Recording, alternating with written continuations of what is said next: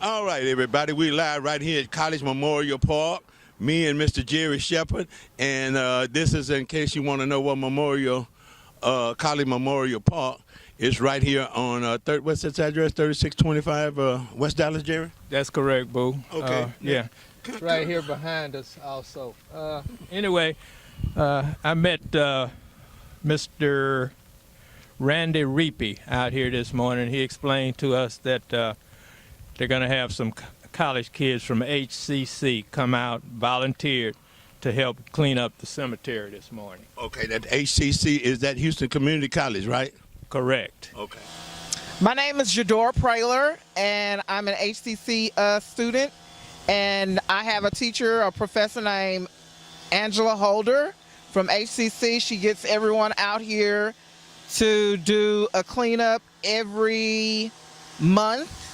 The second month, I do believe it is. Second Saturday, I'm sorry. The second Saturday of each month. And she gives us extra credit for coming out here. So that's why a lot of the people that are out here are students from Mrs. Holder's class. Okay, we have Mrs. Oh, Just Miss Angela Holder of HCC. She's the history professor. She's responsible for the kids being out here volunteering, getting credit for their volunteer work out here at the cemetery.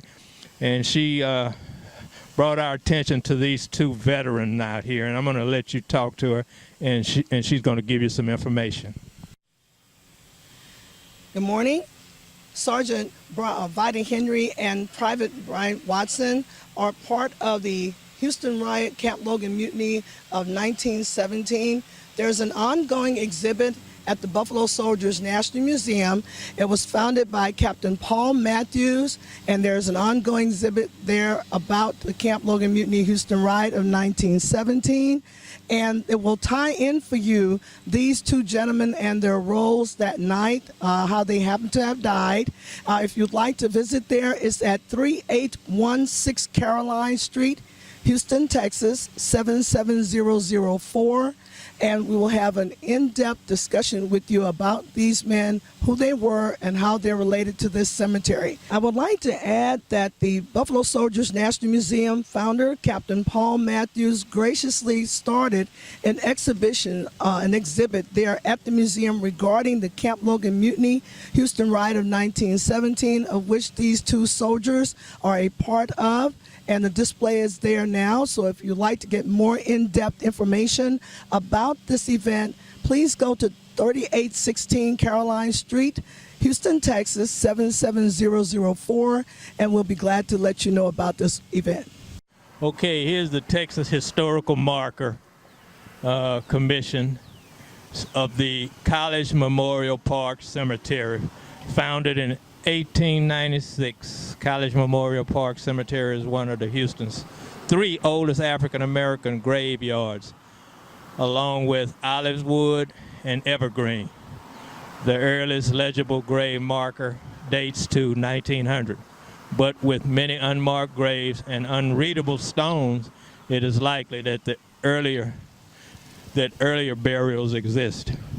Over the years, the burial ground has suffered from neglect and vandalism, as we've shown you. Late 20th century revitalization efforts sought to offset the earlier damage and to bring the awareness to the cemetery and as an important part of Houston's culture and heritage.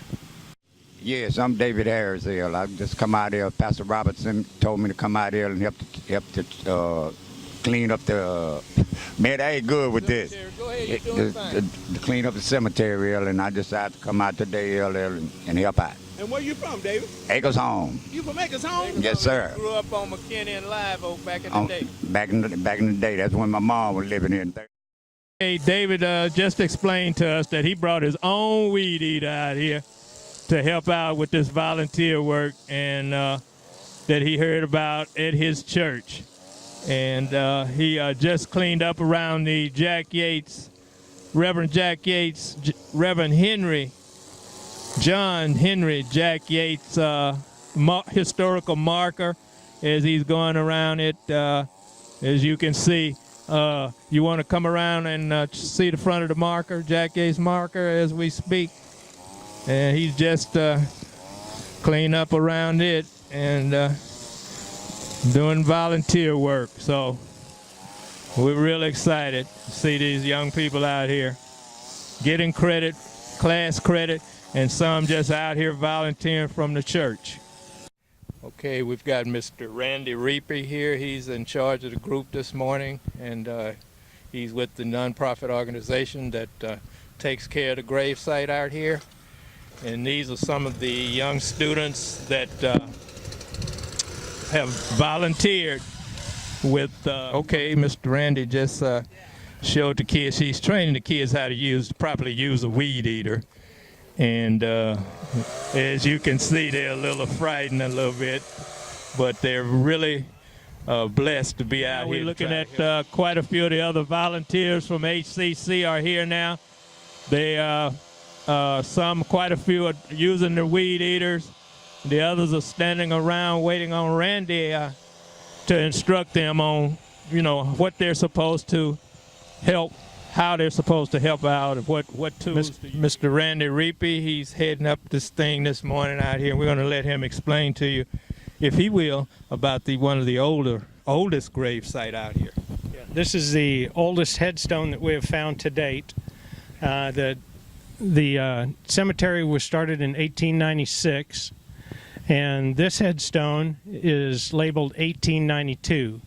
So we now know at least 4 years before the cemetery got organized as a cemetery, people were being buried out here. And of course, this was 1892. This was way out of town. Yeah, and it had one of the only roads to Houston was what is now Dallas Street, which used to be San Felipe. And so I'm sure that's the reason that people came out here. And as you know, the Jewish cemetery is just right here, and then Magnolia is just right down the street. So I think this was kind of the area of town that was being used for burials. And so we're very excited when we found this one from 1892, and it's a partial headstone, as you can see. Yes, sir. Last name was Tyler. We don't know if it was a man or a woman, but they died, and we don't know the month, but it was on the 23rd day of 1892, so whatever month that was. And this says age, and I can't make out the age either. But you can see it was a pretty nice headstone. It had some carving in the top of it, and so that's why it survived. But it was a very nice discovery, when we started and the weeds were this big, and we started hacking them down and found this one. We were very excited, 1892. Yeah, now Randy, I talked to Anthony, and Anthony said the juvenile detention center really helped a whole lot. Absolutely. Pastor Robertson was a probation officer at the Harris County Detention Center, which was right across the street. The building's still there. It's about to get torn down. And he realized that this was an old cemetery, and when he started, you couldn't see any of the headstones or anything.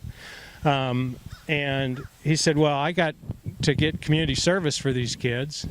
And so he was out here. He had, 50 juvenile delinquents, young men on probation, I should say. And then they had them out here with machetes and stuff. And so it was a little high risk, but the boys really enjoyed, I'm sure, getting that little bit of responsibility from him.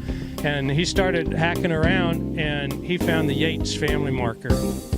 And Reverend Yates started the Bethel Baptist Church that he is now pastor of. So it was a nice little Holy Spirit moment for him to realize that, oh, man, this is where Reverend Yates is buried. And so he got the whole restoration started. Pastor Robertson did.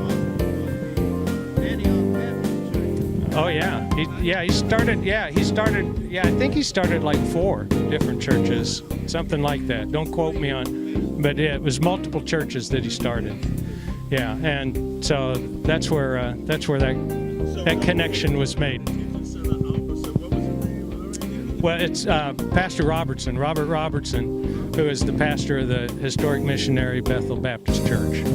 Okay, and they, as I was telling them, they are the owner of the cemetery, But the legal entity that we created to be the 501c3, the College Park Cemetery Association, is a Texas nonprofit.